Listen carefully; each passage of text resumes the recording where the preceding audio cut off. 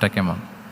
দ্বিতীয় হিজরিতে যে বদরের যুদ্ধ হলো, সে বদরের যুদ্ধে ইবনে মাসউদ রাদিয়াল্লাহু তাআলা আনহু তিনি বর্ণনা করেন যে আল্লাহ রাসূল সাল্লাল্লাহু আলাইহি ওয়াসাল্লাম আগামীকাল যুদ্ধ এর আগের দিন রাতে তিনি হাত তুলে এরকম দোয়া করতেছিলেন। আমরা তো এইভাবে দোয়া করি, আল্লাহর হাবিব সাল্লাল্লাহু আলাইহি ওয়া আলিহি ওয়াসাল্লাম তিনি দোয়া করতে করতে ইমোশনালি হাত এরকম উঁচু করে, হাত্তা ইউরা বায়াদু ইবতাইহি, বগলে শুভ্রতা দেখা যাচ্ছিল, উনি দোয়া করতেছিলেন আল্লাহুম্মা আনজিজলি মা ওয়া'আতানি, আল্লাহুম্মা আতিনি মা ওয়া'আতানি, আল্লাহ তুমি যে বিজয় দিবে বলে প্রতিশ্রুতি করেছিল ওই বিজয় আমাদেরকে দাও, ওই ভিক্টরি আমাদেরকে দাও, দোয়া করছিলেন।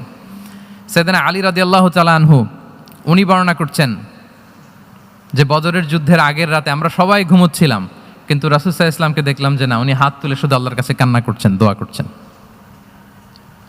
আবু বকর রাদিয়াল্লাহু তাআলা আনহু উনি বলেন যে আমি যে দেখলাম যে তিনি ফজর পর্যন্ত দোয়া চালিয়েই যাচ্ছিলেন, দোয়া কন্টিনিউ করছিলেন তিনি। এবং দোয়া করতে করতে রাসূল সাল্লাল্লাহু আলাইহি ওয়াসাল্লাম এতটাই ইমোশনাল হয়ে গেলেন যে ওনার গায়ের চাদরটা নিচে পড়ে গেল। আবু বকর রাদিয়াল্লাহু তাআলা আনহু যে বলেন, ইয়া নবী আল্লাহ কাফাকা মুনাশাদাতুকা রাব্বাক ফাইন্নাহু সায়ুনজিজু লাকা মা ওয়া'দাক, হে নবী যথেষ্ট, এনাফ ইজ এনাফ, অনেক হয়েছে নবী, আর কাঁদতে হবে না, আপনার রব আপনাকে ভিক্টরি বা বিজয় দান করবে ইনশাআল্লাহ।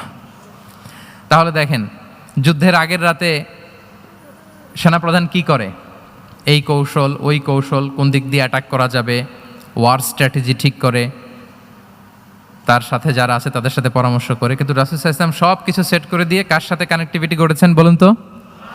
আল্লাহর সাথে। This is called God centric mindset, Allah centric mindset. আমার হৃদয়টা সবসময় কার সাথে জুড়ে থাকবে? আল্লাহর সাথে, কারণ উনি ছাড়া আমার কোনো ঠিকানাই নাই। এই যে একটা নাশিদ বাংলাদেশে আমি শুনেছিলাম, তুমি ছাড়া প্রভু আমি, শুনেছেন আপনারা? ঠিকানাবিহীন। এটাও মনে রাখতে হবে।